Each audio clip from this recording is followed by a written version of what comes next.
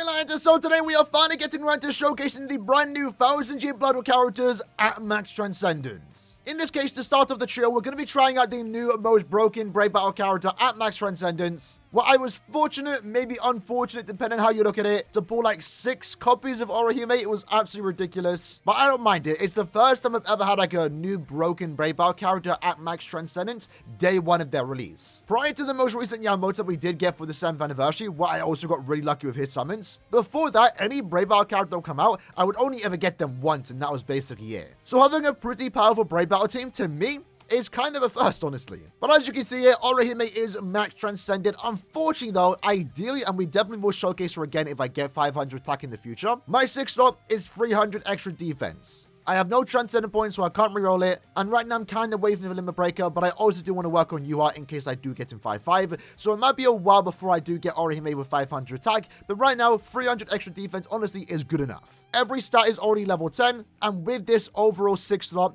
we have 600 extra defense. So for this showcase, we are going to go with a unconventional build to a certain extent, where we're going to stack our defense. Not attack, which is the more traditional route. We're going to go with a full defense build and see how that does work. So if anything, this might not be the best demonstration of a Max Transcended Orihime, but if anything, it might be the one that you see at full defense. So having a look at Orihime's actual builds, of course, because we are stacking full defense, we're giving it a Golden Chappie, and also Qatar, all with extra 30% defense, and with the accessories alone, we're getting 1,700 additional defense. Our links are all damage taken, so we're reducing our damage, but we're also getting quite a bit of extra stats from these characters. 200 defense, 500 attack from Arskin, similar numbers with Zangetsu, and a tad bit low attack on the Oko, but we are getting significantly more defense. Our bonus abilities include low stamina. Of course, we are going to be at low stamina, and with the defense build, we might be able to stay at low stamina more often than not, especially with the persistent skill. And then we've also given a pierce barrier just in case we are going against an Orihime with barriers. We want to make sure that they die first. Our second character, of course, is going to be Yamamoto. Standard attack build, a Chappie, Golden Chappie, and also Wooden Sword, all 30% attack with 3 DR Soul traits. In this case, he's 4-5, so close to Max Transcendent yet so far, with low stamina and also attack as bonus abilities. Yuha is the exact same, Golden Chappie,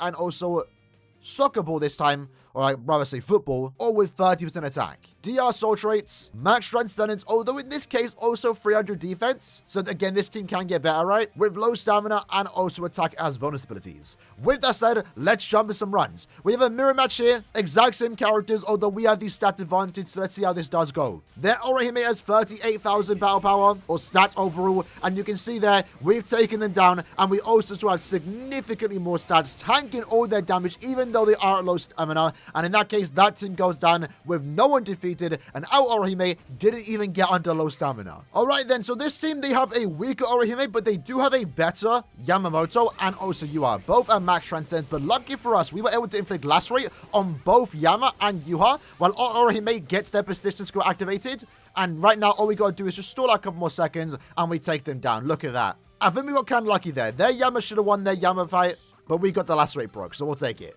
Either way, though, I'm sure Orihime would have been able to just beat all 3 of them anyway.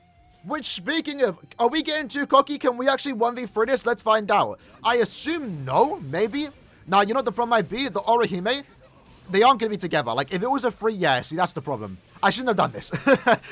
Therefore, don't do this. Ideally, if you are trying to get cocky enough to do a 1v3, you want to make sure there's no Orihime there, because in that case, all 3 characters will come close to you, and you'll be able to hit all 3 at the same time. Unfortunately, we weren't able to do that. Yuha took his time there, and Orihime was sitting away. Let's try that once more, though, against a non-Orihime team.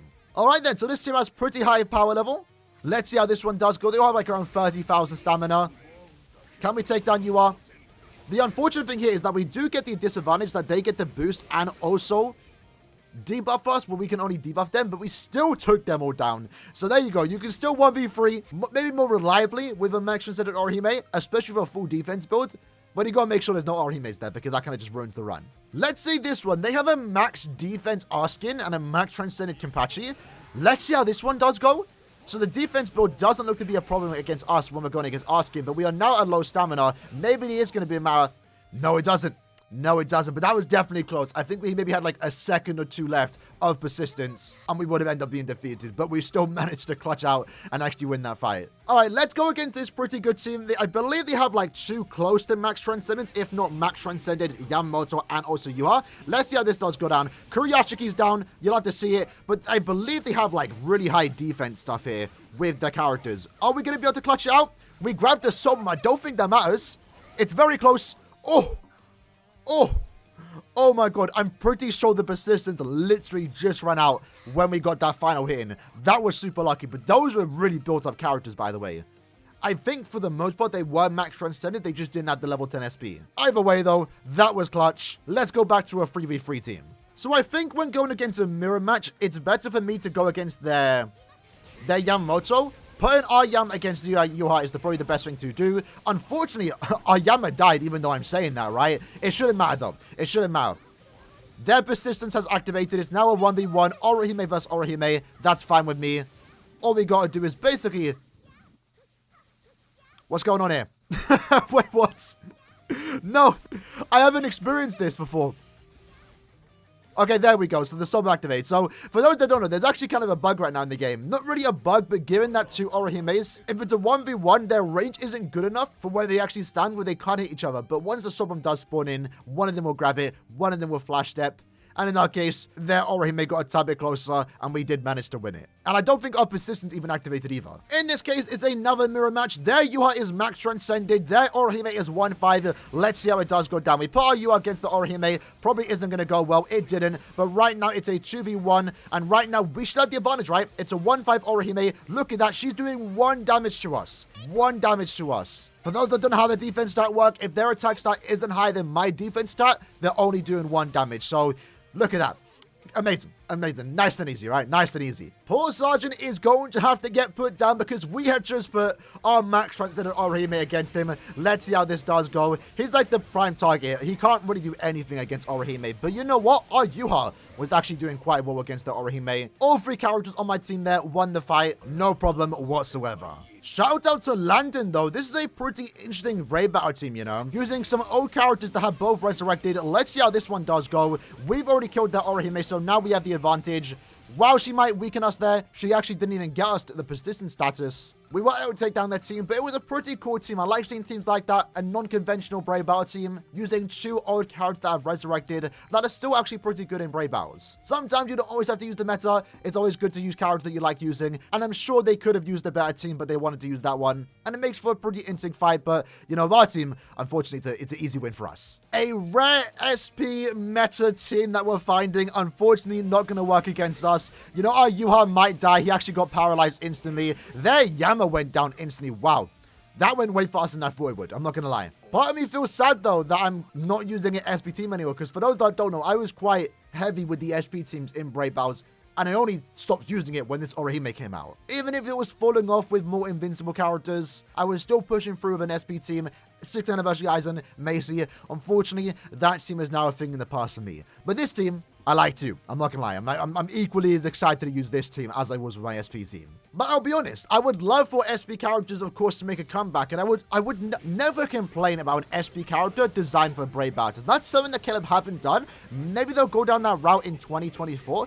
I wouldn't mind it. Orihime was the first of Brave Battles being a meta-ranged Brave Battle character. Something that we never thought we'd see. So maybe they could do that for SP characters. It's super easy to do it. Give them persistence. Give them high strong attack damage output with Captain Killer. Maybe even human if they want to counter Orihime. And just make it so they can go for invincibility. In a way, that would single-handedly revive the SP meta in Brave Battles. Especially if they don't give the SP character themselves invincibility. Now, this lad is using a Byakuya, which is very interesting. And you know what? Maybe they designed the Byakuya to counter Yuha, because my Yuha actually died there. Interesting use of Byakuya in Brave Battles, I'm not gonna lie. And for them, it probably works. I basically walked into their Byakuya trap, but fortunately, my Orihime max transcended, so we did win. Well, I guess that fight was closer than expected. In this case, we have another Max Transcended, Sajin, not going to do much for us. We put our Yama against their Chad. Unfortunately, Chad is just not that good in the meta right now. He's really not. The fact that he doesn't go for invincibility really doesn't do many favors. We won that fight. Orihime not even getting to under 50%,